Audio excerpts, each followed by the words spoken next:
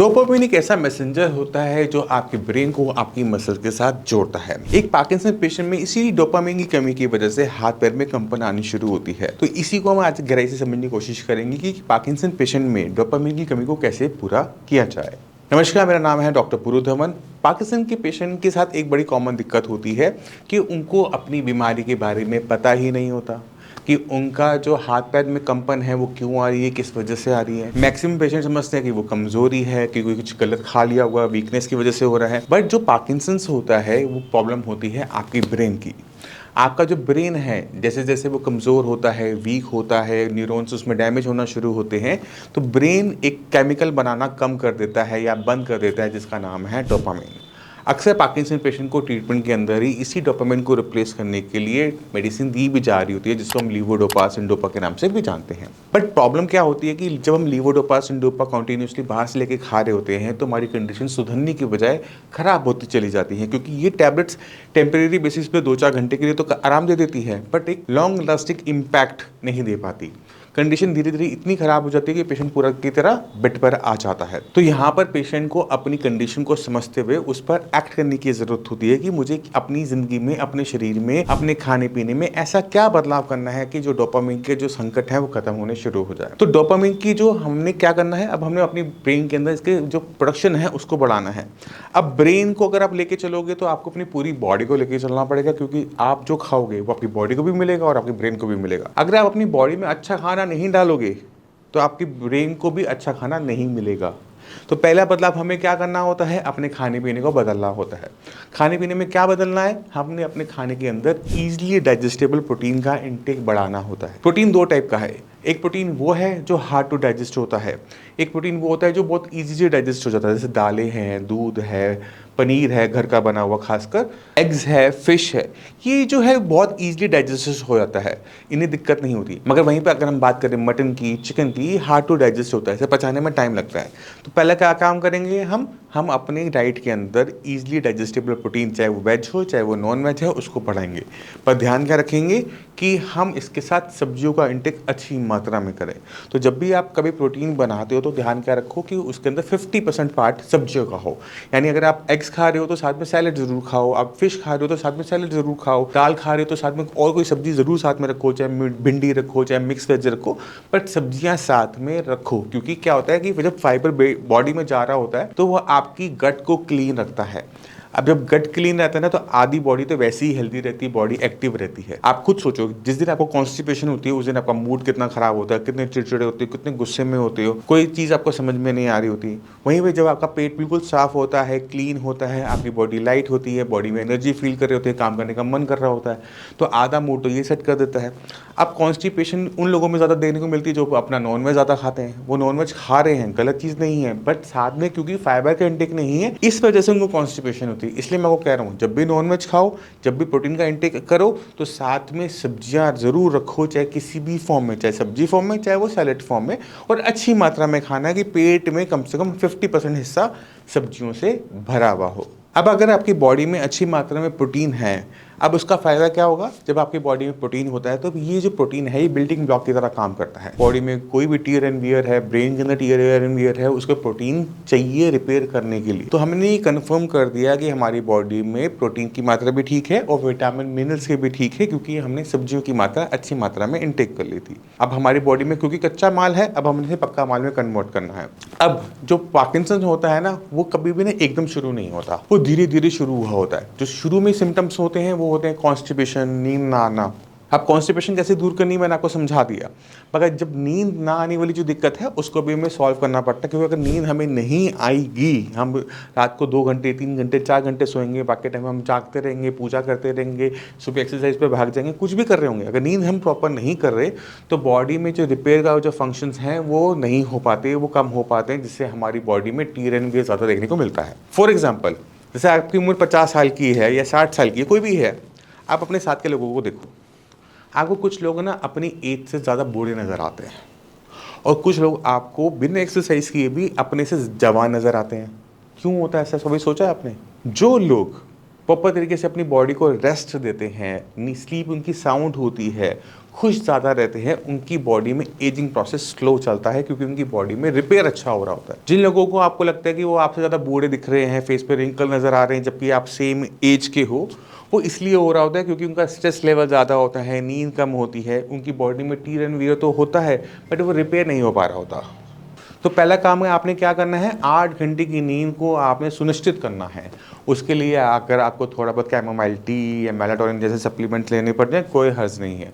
आपने क्या अवॉइड करना है, वो है नींद की गोलियां। हम जब अपनी बॉडी को नींद की गोलियों पर डाल देते हैं तो उसकी वजह हमारी नींद आनी हो जाती है बंद। अब नींद की गोली जब हम जितना लंबा टाइम खाते रहते हैं आते हैं उसके साइड इफेक्ट, जिसकी वजह से पेशेंट को और जो टाइप की भी परेशानियां होनी शुरू हो जाती है अदर देन पार्किंसंस। तो इसलिए मैं मना करता हूँ। मेलाटोनिन सेफ है, खा सकते हैं। कोशिश करो कि अपनी बॉडी को थकाओ। इवनिंग में ज़रूर एक्सरसाइज पे, वॉक पे, किसी स्पोर्ट्स को खेलने जाओ क्योंकि बॉडी जब थक जाएगी तो अक्सर आके वो खाना मांगेगी और सो जाएगी, और यही हमने उसको ये करवाना भी है। तो जो एक्सरसाइज आप मॉर्निंग में करते हो और दोपहर में सो जाते हो, उसी एक्सरसाइज को शाम को शिफ्ट कर दो, थक जाओगे, घर आके सो जाओगे। तो ये एक्सरसाइज को शिफ्ट करने से हमें फ़ायदा होता है। अब सोचते हैं कि पेशेंट अगर हम शाम को एक्सरसाइज करेंगे तो मॉर्निंग में क्या करें, सब तो मॉर्निंग के लिए बोलते हैं। मॉर्निंग में करो मेडिटेशन, क्योंकि ये स्पेसिफिकली आपकी ब्रेन के लिए है। ब्रेन जो हर टाइम सोचता रहता है, 10 चीज़ों के बारे में सोचता है, पजल्ड रहता है, फॉगी रहता है, उसे क्लियर पाथ मिलना शुरू हो जाएगा। उसे क्या करना है क्या नहीं करना उसे समझ में आना शुरू हो जाएगा। आपका जो जो कनेक्शन है ऊपर वाले के साथ वो भी होना शुरू हो जाएगा, दिमाग शांत हो जाएगा। तो ये हमें फ़ायदा मिलना शुरू होगा अगर हम मेडिटेशन और योगा मॉर्निंग में करते हैं और किसी टाइप की एक्सरसाइज, हैवी एक्सरसाइज इवनिंग में करना शुरू करते हैं। तो नींद भी सुनिश्चित हो गई और ओवरऑल बॉडी की जो हमें जो चाहिए, बैलेंस चाहिए, वो भी हमें मिलना शुरू हो जाता है।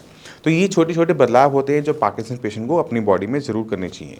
अब आप मिलो पार्किंसन पेशेंट से, क्योंकि आप जब उनसे मिलना शुरू करोगे ना तो आपको क्लियर कट आइडिया मिलना शुरू हो जाएगा कि मैंने क्या गलतियाँ की थी। नमस्कार, मेरा नाम है डॉक्टर पुरु दमन और आज हमारे साथ जी हैं संजीव जी। तो संजीव जी, ये जो पार्किंसन था ये आपको कब हुआ था? कब पता लगा था पार्किंसन हो रहा है आपको? 6 साल हो गए। 6 साल हो गए। हाँ जी, और तो अभी कब आए थे यहाँ पर? 1 साल पहले। अगस्त में थे 2024, जो मैं देख रहा हूँ रिकॉर्ड्स। और तब कंडीशन कैसी थी आपकी? काफ़ी ख़राब थी। मैं द कुछ याद है आपको? आई वाज़ वेरी लो और मेरा मूड बिल्कुल डाउन था। मेरी एनर्जी लेवल बहुत डाउन था। मैं वॉकिंग में भी डिफ़िकल्टी हो रही थी, हाथ भी काँप रहे थे। ट्रेमर्स वेमर्स थे तब? ट्रेमर्स थे सब काफ़ी थे। हाँ। और अब कैसे हो? अब तो ऑलमोस्ट 90-95% मैं अब ट्रेमर्स तो नहीं है? नहीं, ट्रेमर्स नहीं है, बिल्कुल स्टेबल। बिल्कुल स्टेबल है। और खाना डाइट ठीक है आपकी? खाना नॉर्मल हो गया, एकदम भूख ठीक थी। वो ठीक है। तो जो आपकी इम्प्रूवमेंट रही उसको लेके कैसे लेते हो आप? डॉक्टर्स ने तो आपको कुछ कहा होगा पार्किंसन को लेकर? पार्किंसन का ज़्यादातर तो यही कहते हैं कि ये ट्रीटमेंट नहीं होता इसका, हाँ, ये रिवर्स नहीं होती। हाँ। और मेरे हिसाब से ये रिवर्स हो गई। तो डॉक्टर को दिखाया एलोपैथी वाले डॉक्टर को जाके? अभी दिखाना है उसको। लास्ट को वो गए थे? फिर डॉक्टर ने दांत से दिखाया था, he said you are again to number 1, मतलब स्टार्टिंग पॉइंट पे आ गए हो आप। अच्छा, तो उन्होंने भी मान लिया रिवर्स हो गया। हाँ, स्टार्टिंग। तो आपने बताया कि यहाँ से ट्रीटमेंट चल रहा है? हाँ, बताया है। क्या कहते हैं? They don't believe in that. जो एलोपैथी के डॉक्टर है, they don't say anything about Ayurveda और ये सबके साथ है, ये फाइट चलती रहती है। हाँ, ये वो मानते नहीं है। तो संजीव जी, हमारे पास 2024 में अगस्त के महीने में आए थे। तब इनके चलते समय इनके हाथ नहीं देखते थे, हाँ, ऐसे बिल्कुल स्ट्रेट चलते थे। बैक की मूवमेंट बहुत कम थी। हाँ। और नींद नहीं आती थी इनको, और बार-बार यूरिन के लिए उठना पड़ता था। हाँ जी। बोलने में बहुत दिक्कत थी। तो थोड़े से मतलब बोलने ऑफ तो नॉर्मल है, तो नॉर्मल है। वीकनेस थी और बॉडी पूरी स्टिफ थी। ये उस टाइम की बात है 2024 की। 2024 अगस्त से लेकर आज हमारा चल रहा है दिसंबर 2025। तो तकरीबन 1 डेढ़ साल के आसपास होने वाला। और इनकी बॉडी में ज़मीन आसमान का फ़र्क है। इवन इनके एलोपैथिक डॉक्टर ने भी ये कह दिया कि आप वापस नंबर 1 न वो स्टार्टिंग पॉइंट पे आ गए, जब स्टार्ट हुआ था। तो पार्किंसन में अगर हम सही तरीके से खाना खाते हैं, सही तरीके से एक्सरसाइज करते हैं और स्ट्रेस लेवल डाउन कर लेते हैं, मेडिसिन की हेल्प से पेशेंट रिकवर कर सकता है। बट आपको अपने शरीर पे, अपने खाने पे बहुत मेहनत करनी पड़ती है। तो अगर आप मेहनत करने के लिए तैयार हैं, तो आप कभी भी आ सकते हैं। तो संजीव जी, जो पार्किंसन के पेशेंट हैं, उनको कुछ कहना चाहोगे? उनके लिए कोई मैसेज? मैसेज इतना सफ़र करने की ज़रूरत नहीं, you should come to you and take treatment वो lead a normal life because I have seen many people my classmates हाँ, जो बहुत खराब सिचुएशन में चल रहे हैं। अच्छा, हाँ, उनको मैंने वो बताया भी था। I said one person from Ludhiana also, mister Agrawal from. मुझे ऐसे आती है उन्हें। हाँ, तो उन्होंने भी आपसे ट्रीटमेंट लिया है। मैं तो रिकमेंड करता हूँ कि आपका ट्रीटमेंट बिल्कुल सही है। जैसे पेशेंट है, बहुत ज़्यादा वो डिसअपॉइंट हो जाते हैं कि एक एज हो गई। मैं भी डिसअपॉइंटेड था। आई थॉट कि ये बीमारी हो गई, कहते ठीक ही नहीं हो गई, ठीक ही नहीं हो गई, नॉर्मल नहीं हो गई। उसके बाद आप वैकेशन पे भी होकर आए हो। उसके बाद तो कई बार वैकेशन पे घूमा है। बहुत। अब तो I started working more, I have increased my working hours. अच्छा, अभी वर्क कर रहे हो? हाँ, गुड है। पहले पहले 6 महीने तो मैं बेड पे ही लेटा रहा, मैं कर ही नहीं पा रहा था कुछ। हाँ, मूड ही नहीं करता था कुछ करने को। हाँ। अब now I started working more. ये तो गुड, अच्छी इम्प्रूवमेंट है। तो आपको निराश नहीं होना, आपको बस अपनी ज़िंदगी का मान अपने हाथ में दोबारा से लेनी है। एक बार आपने ठान लिया कि आपने ठीक होना है, तो कोई नहीं रोक सकता। हाँ, even the if you do more with exercise with your body तो फास्टर रिकवरी होती है। रिकवरी फास्ट है। खाने का बहुत अच्छा रोल है, खाने के अंदर प्रोटीन इंक्रीज़ करना होता है। आप तो नॉन-वेज नहीं खाते शायद, नहीं, मैं है ना? बट अगर हम इसमें फिश सूप, चिकन सूप ये सब लेते हैं, तो रिकवरी और अच्छी हो जाती है। ओके।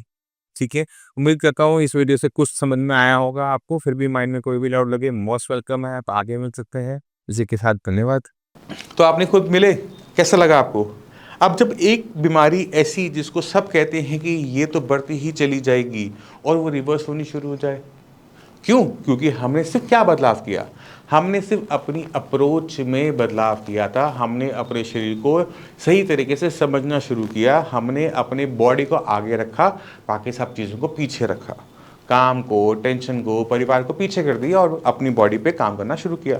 बस इतना करना है और आपकी बॉडी आपका साथ देना शुरू कर देगी, जिसको आप आज तक इग्नोर करते आए थे। और यही ट्रीटमेंट है पार्किंसन का। मैं उम्मीद करता हूँ इस वीडियो से आप काफ़ी कुछ समझ गए कि किस तरह से हमने हैंडल करना है। ये जो छोटे छोटे सिम्टम होते हैं, कॉन्स्टिपेशन और नींद ना आना, इनको हमने इग्नोर नहीं करना, क्योंकि ये बड़े होकर पार्किंसन में कन्वर्ट हो सकते हैं। अब फिर भी आपके माइंड में कोई डाउट रह जाए, कुछ भी पूछना चाहते हो, मोस्ट वेलकम है।